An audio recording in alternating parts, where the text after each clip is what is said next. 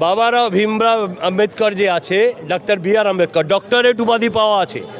ইনি একসময় আনটাচেবল ছিলেন। এনাকে স্কুলে ঢুকতে দেওয়া হতো না, স্কুলে খাবার খেতে দেওয়া হতো না। আনটাচেবল যাকে বলে, অচ্ছুত, সেই মানুষটা ডক্টরেট উপাধি পেয়ে ভারতবর্ষের সংবিধান রচনা করেছেন। ভারতবর্ষে যারা সংবিধান রচনা করেছেন তার প্রেসিডেন্ট ছিলেন ডাক্তার বি.আর. আম্বেদকর।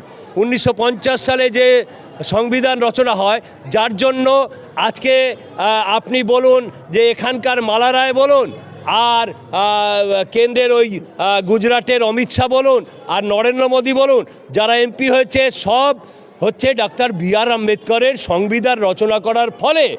আর সেই ডাক্তার বি.আর. আম্বেদকর এবং তিনি যে সম্প্রদায়, তিনি ভারতবর্ষের নেতা, বিশেষ করে schedule caste, schedule tribe, OBC অর্থাৎ পিছড়ে বর্গ যাদের বলে, দলিত যাদের বলে, সেই দলিতের মধ্যমণি হচ্ছেন গিয়ে ডাক্তার বি.আর. আম্বেদকর, যিনি সংবিধান রচনা করলেন। পার্লামেন্টের মাধ্যমে ভারতবর্ষের শাসন করবে প্রকারান্তরে ভারতবর্ষের জনগণ। সেই ভারতবর্ষের জনগণ দ্বারা নির্বাচিত কেন্দ্রের স্বরাষ্ট্রমন্ত্রী অমিত শাহ ওই পার্লামেন্টে দাঁড়িয়ে ডাক্তার বি.আর. আম্বেদকরকে অপমান করার যে স্পর্ধা দেখিয়েছেন, এর ঘোরতর বিরুদ্ধাচরণ সর্বপ্রথম ভারতবর্ষের বুকে করেন বাংলার জননেত্রী মাননীয় মুখ্যমন্ত্রী মমতা বন্দ্যোপাধ্যায়। সেই মমতা বন্দ্যোপাধ্যায় আবার তিনি আমাদের নির্দেশ দিয়েছেন আজকে সোমবার, আজকের এই দিনে বেলা 2টো থেকে 3টে পর্যন্ত সারা পশ্চিমবঙ্গ অর্থাৎ কুচবিহার থেকে কাকদ্বীপ পর্যন্ত সবাই প্রতিবাদে, প্রত্যেকটা ব্লক, প্রত্যেকটা পঞ্চায়েত, প্রত্যেকটা ওয়ার্ডে এই প্রতিবাদ মিছিল সংগঠিত হয়েছে।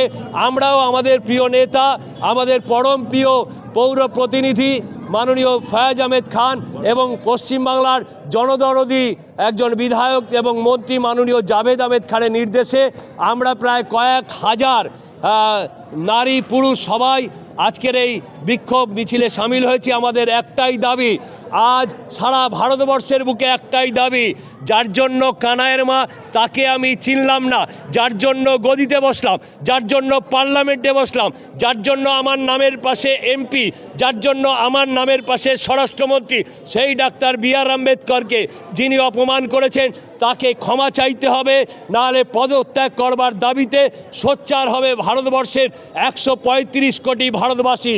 देखिए, अमित शाह जो संविधान के ख़िलाफ़ या आज बाबा भीमराव अम्बेडकर के ख़िलाफ़ जो वो नाज़िबा बात कहे हैं या उनकी तौहीन किए हैं भरे पार्लियामेंट में, ये उनकी फितरत है। आज ये माने बोलते ना, जब कोई आदमी पहले जुर्म करता है, छोटा करता है, तो ये नाज़िबा बात बोलते बोलते उनको बोलते आज इनकी हिम्मत इतनी बढ़ गई है कि जो संविधान के रखवाले जिनको कहा जाता है, जो लिखने वाले कहा जाता है, राइटर कहा जाता है, जिन्हें संविधान गढ़न करने वाले बोले जाते हैं, आज उनकी भी तौहीन कर डाली उसने।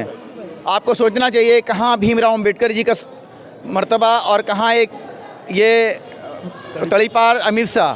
तो ये सिर्फ बाबा अम्बेडकर के लिए नहीं, इनके दिल में गांधी जी के लिए भी नफ़रत है, नेहरू जी के लिए भी नफ़रत है, क्रांतिकारियों की भी नफ़रत है।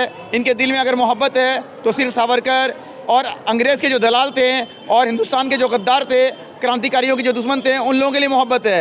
आज इन लोगों को संविधान से इसलिए इतनी तकलीफ़ है, बाबा अम्बेडकर से इसलिए तकलीफ़ है कि बाबा अम्बेडकर एक ऐसे शख्स है जिन्होंने संविधान को इतना सुंदर तरह से सजाया है, कहीं पे कोई गैप नहीं रखा ताकि कोई भेदभाव ना हो मुल्क में, कोई मंदिर मस्जिद की लड़ाई ना हो, हिंदू मुसलमान ना हो। मगर इन लोग दंगाइयों को संविधान से डर लगता है। एक शेर के साथ इस बात को ख़त्म करता हूँ कि मुसलसल दुश्मन जहाँ की निगहबानी में रहना है, मुसलसल दुश्मन जहाँ की निगहबानी में रहना है, जहाँ घड़ियाल रहते हैं उसी पानी में रहना है। और आज वक्त तुम्हारा है, जितना जी चाहे सता लो, लेकिन याद रखना कल तुम्हें भी परेशानी में रहना है।